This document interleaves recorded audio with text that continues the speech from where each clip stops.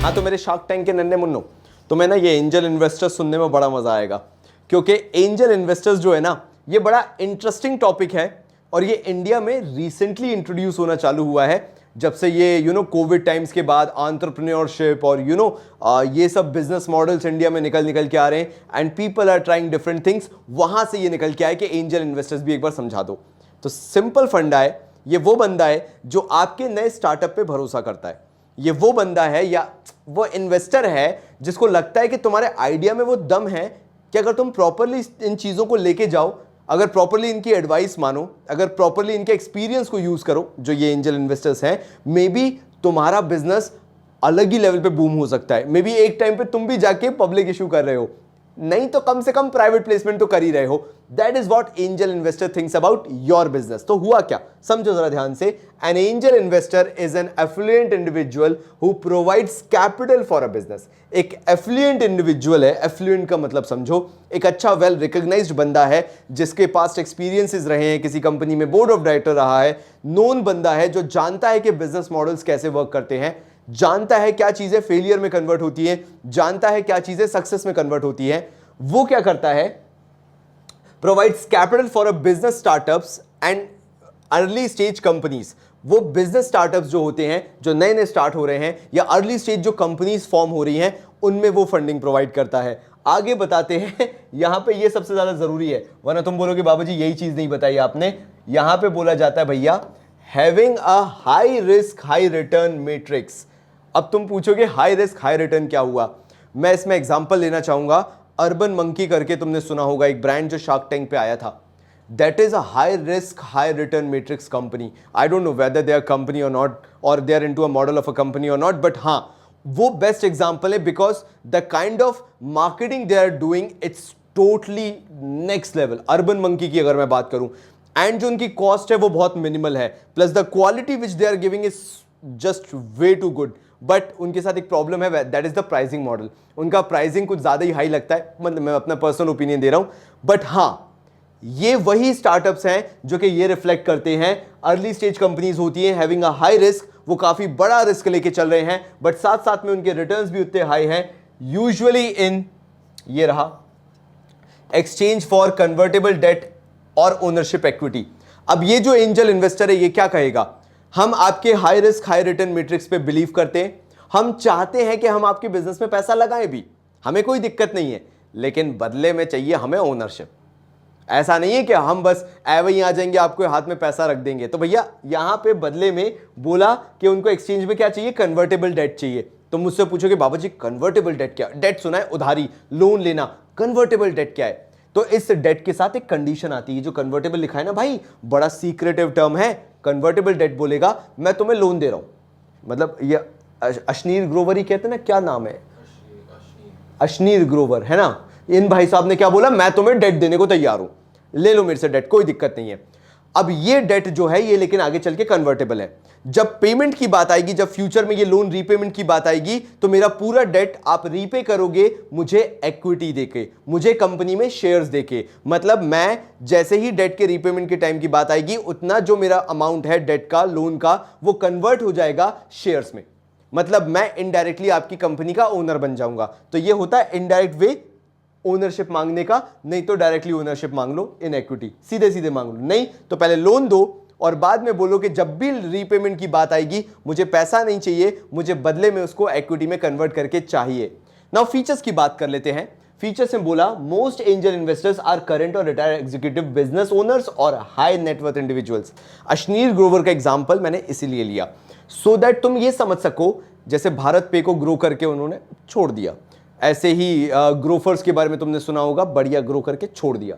अब मैं ये क्यों बता रहा हूं, क्योंकि उनके पास वो स्किल्स हैं, उनके पास वो टैलेंट है जो कि वो दिखा सकते हैं। सो हुआ क्या, most angel investors are current और रिटायर्ड एग्जीक्यूटिव्स, बिजनेस ओनर्स और हाई नेटवर्थ इंडिविजुअल्स। ये पहले से बिजनेस ओनर्स रहे हैं या फिर वो रिटायर्ड एग्जीक्यूटिव्स रहे हैं, and they know, they have the knowledge about the market, जो कि ये यूज करते हैं। प्लस इनके पास इतना नेटवर्थ होता है कि वो किसी भी यंग बिजनेस में वो पैसा लगा सकते हैं। Plus, they have the knowledge, expertise and funds that help startups match up to the industry standards. मतलब इनके पास वो नॉलेज है, वो एक्सपर्टीज है, वो फंड्स हैं जिनसे जो एग्जिस्टिंग कंपनीज भी उस मार्केट में है ना, जिनका अच्छा खासा शेयर है, अच्छा खासा स्टेक है, ये उस एक्सपर्टीज, नॉलेज और फंडिंग से उनको भी कंपटीशन दे सकते हैं। प्लस यहां पे अगर तुम एक और चीज देखो, angel investors bear extremely high risk.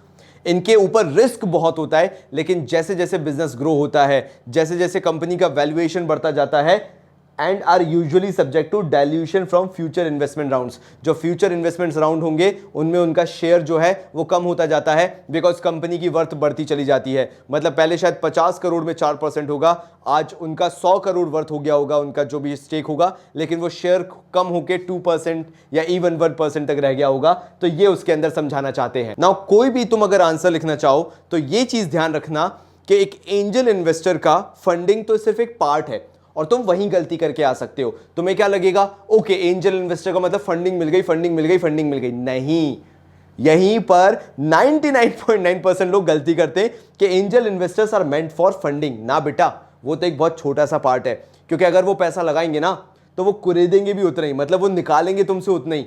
अगर उन्होंने 1 करोड़ लगाए तो उनको उसको 100 करोड़ पहुंचाना है, 100 करोड़ लगाए तो यूनिकॉर्न बनाना है, ये उनका फैक्टर होता है। यहां पे वही चीज बार बार एम्फेसाइज की गई है, इवन मैंने पॉइंट टेस्ट में भी वही जोड़ा है, ताकि तुम अपने एग्जाम में, टेस्ट में अगर ये चीजें लिखते हो तुम्हें फुल मार्क्स मिले।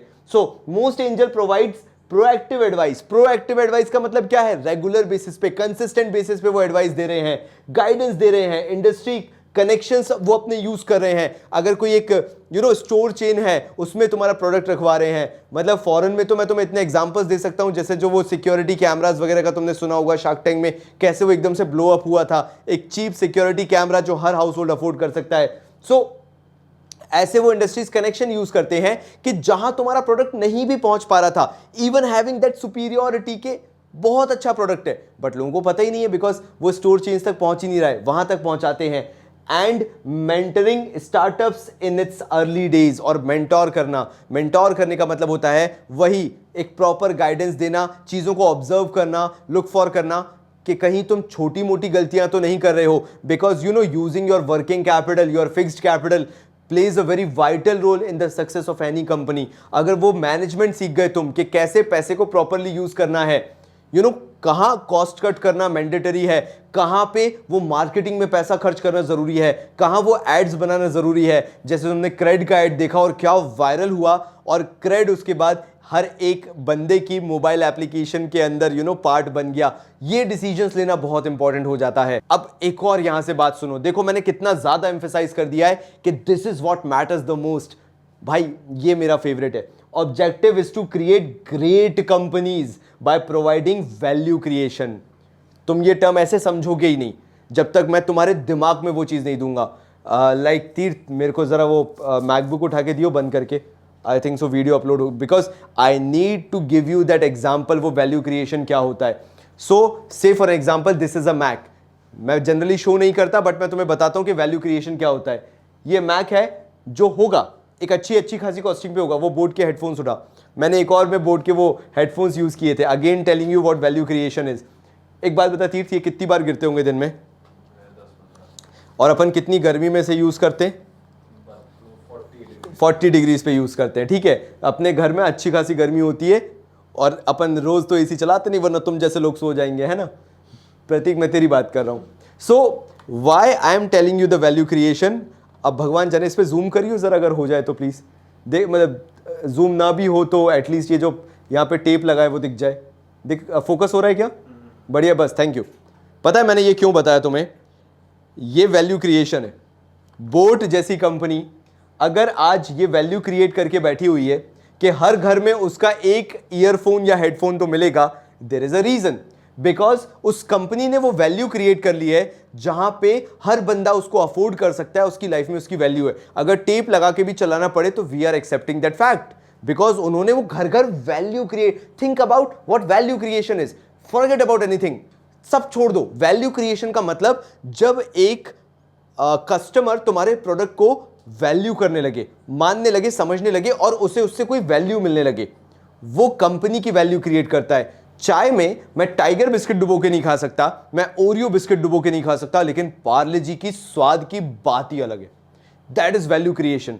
इसलिए मैंने बोला मेरा फेवरेट है। Objective is to create great companies by providing value creation. Value create करो, वो चीज नेसेसिटी बन जाए। चाय दिखे भाई पार्ले जी है क्या, भाई तेरे पास बोट के हेडफोन्स या ईयरफोन्स हैं क्या? ईयरफोन्स का मतलब बोट हो जाए, मतलब सिनोनिम बन जाए वो चीजें। And simultaneously helping investors realise high ROI.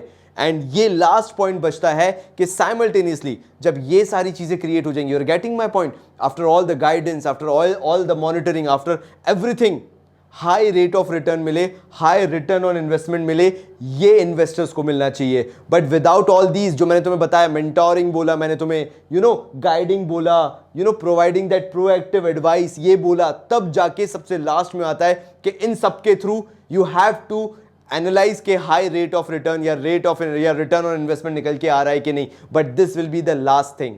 And बिल्कुल बेसिक लास्ट चीज आती है, sharp inclination to keep abreast of current developments in a particular business arena.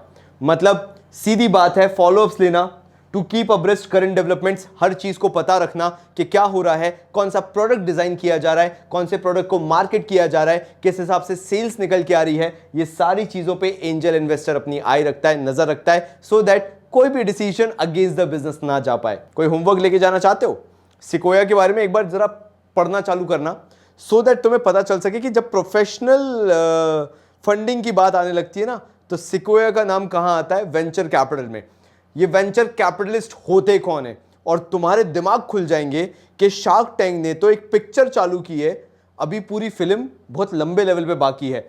Venture capital वो फॉर्म है जहां पे कोई तुमसे इंप्रेस होकर तुम्हें पैसा नहीं दे रहा है, बल्कि तुम्हारा लॉन्गर विजन देख के, फ्यूचर देख के तुम्हें पैसा दे रहा है। अब तुम मेरे से आर्ग्यू कर सकते हो कि हाँ ठीक है, एंजल इन्वेस्टर तो पागल थोड़ना है जो पैसा लगा रहा है। I completely agree. But Sequoia जैसे ब्रांड्स या वेंचर कैपिटलिस्ट जो होते हैं, ये बेटा पूरी स्क्रूटनी करके बैठते हैं, एक एक चीज उखाड़ के देखते हैं, ना कि किसी टीवी शो में बैठते हैं कि हाँ तुम्हारा काम अच्छा लग रहा है, तुम अच्छे जा सकते हो, मेरे रिसोर्सेज काम नहीं। वो हर एक चीज को देखते हैं कि मार्केट एस्टेब्लिशमेंट कैसा होगा। इवन फ्यूचर में तो ये भी नौबत आ सकती है कि if they are not liking it, वो शायद जो उन्होंने इक्विटी होल्ड की है उसको मार्केट में बेच दें। मतलब अगर एंजल इन्वेस्टर एक इंसान है जिसके पास अच्छी खासी फंडिंग थी, तो वेंचर कैपिटल का मतलब है जहां पे एक वेंचर है पूरा का पूरा जो तुम्हें कैपिटल प्रोवाइड कर रहा है as a business, entire venture, not just an angel investor. ये डिफरेंस हो जाता है when it comes to venture capital. So क्या बोला गया? Type of private equity capital provided as seed funding. Now ये क्या कर रहे हैं? ये आपको सीड फंडिंग दे रहे हैं, मतलब आप बीज से पौधा बनने वाले हो।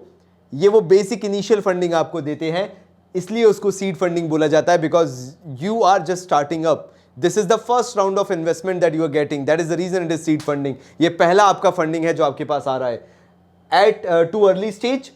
यहां पे बहुत अर्ली स्टेज में दे दिया, जहां पे पोटेंशियल क्या है भैया? हाई पोटेंशियल है आपका, बहुत high potential, because you are just starting up. Maybe आप एकदम से बूम कर जाओ, फिजेट स्पिनर बन जाओ जो हुआ था, मे बी आप कुछ बहुत बड़ा कर जाओ।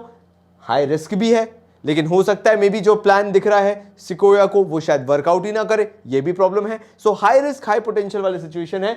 Growth company who lack necessary experience and funds. So ये बेसिकली क्या बोल रहे हैं कि ऐसी ग्रोइंग कंपनीज हैं, ऐसी ग्रोथ कंपनीज हैं जिनके पास लैक ऑफ एक्सपीरियंस है, आइडिया बहुत अच्छा है, नॉलेज बहुत अच्छी है, बट मार्केट एक्सपीरियंस ही नहीं है कि वो उस तरह से ग्रो कर पाए, एंड ना उनके पास वैसे फंड्स हैं। तो वो एक्सपीरियंस को लेके आने के लिए, वो फंड्स को लेके आने के लिए वेंचर कैपिटल की जरूरत पड़ती है। नाउ आखिर फीचर्स क्या है वेंचर कैपिटल्स के? देखो, पहला फीचर आता है basically equity finance in relatively new companies. यहां पे एक्विटी फाइनेंस किया जाता है, मतलब सिकोया जैसा ब्रांड कोशिश क्या करता है कि बिजनेस में शेयर होल्डिंग रखे, बिजनेस में हिस्सा रखे, मतलब बिजनेस का ओनर बने। जब वेंचर कैपिटल इन्वेस्टमेंट करते हैं तो वो चाहते हैं कि वो इक्विटी का पार्ट बने, यानी रिलेटिवली न्यू कंपनीज के अंदर वो इक्विटी चाहते हैं। Long term investment in growth oriented medium और small firms. Long term investment किया जाता है किसके अंदर? जो ग्रोथ ओरिएंटेड है, जिनकी ग्रोथ ऐसे ब्रांड्स को दिखती है, सिकोया जैसे ब्रांड को दिखती है जो फ्यूचर में ग्रो हो सकते हैं, उनके अंदर वो इन्वेस्टमेंट करते हैं। और वो फर्म्स जो होती है वो मीडियम और स्मॉल स्केल होती है। देन कम्स जो वेंचर कैपिटलिस्ट होते हैं, प्रोवाइड कैपिटल और बिजनेस स्किल्स दोनों। सिर्फ कैपिटल नहीं देंगे एंजल इन्वेस्टर्स जैसे, वो साथ साथ में अपने स्किल सेट्स भी देंगे, अपने एक्सपीरियंसेस भी देंगे, बट बस ये थोड़ा सा प्रोफेशनल हो जाता है। सो इन्वॉल्व्स हाई रिस्क स्पेक्ट्रम। बस इसमें एक चीज है, जब भी वेंचर कैपिटलिस्ट की बात की जाती है तो इसके अंदर हाई रिस्क होता है। स्पेक्ट्रम का मतलब है बैंडविड्थ, हाई रिस्क बैंडविड्थ होती है, बहुत सारी चीजें रिस्क पे लगी होती हैं, मे बी सक्सेसफुल हो सकती है, मे बी कहीं ना कहीं रिस्क बहुत बड़ा हो सकता है जहां पे वो सक्सेस रेट ना निकल के आ सके। देन ध्यान देना क्या होता है, सबसेट ऑफ प्राइवेट इक्विटी, मतलब जो प्राइवेट इक्विटी है, बिकॉज ये स्टार्टअप्स है, ये कोई पब्लिक कंपनीज तो है नहीं, ये प्राइवेट इक्विटी है, तो उसका एक छोटा सा पोर्शन पकड़ लेती है, जैसे मैंने पीछे भी बताया था। देन कम्स ये जो वेंचर कैपिटलिस्ट होते हैं, इंस्टीट्यूशंस होते हैं, have continuous involvement in the business. क्या डिसीजंस लिए जा रहे हैं, क्या प्रोडक्ट लाइन बनाई जाएगी, क्या मार्केटिंग होगी, क्या सेल्स फिगर होंगे, ये सारी चीजों के बीच में ये जो वेंचर कैपिटलिस्ट होते हैं इनका प्रॉपर इन्वॉल्वमेंट होता है। Then such institutions disinvest the holdings to the promoters और in the market. May be future में ऐसा हो सकता है कि जो भी इन्होंने इक्विटी होल्ड करके रखी हो, इफ दे फील लाइक कि जो एफर्ट्स है वो ज्यादा हैं और जो रिटर्न्स है वो उतने नहीं हैं, तो क्या करेंगे, ये अपनी होल्डिंग्स को डिसइन्वेस्ट कर देंगे, सेल आउट कर देंगे प्रमोटर्स को, नहीं तो मार्केट में बेच देंगे जब भी पब्लिक लिमिटेड वगैरह बनेगा, या फिर प्राइवेट में भी बेच सकते हैं, किसी और को ट्रांसफर कर सकते हैं।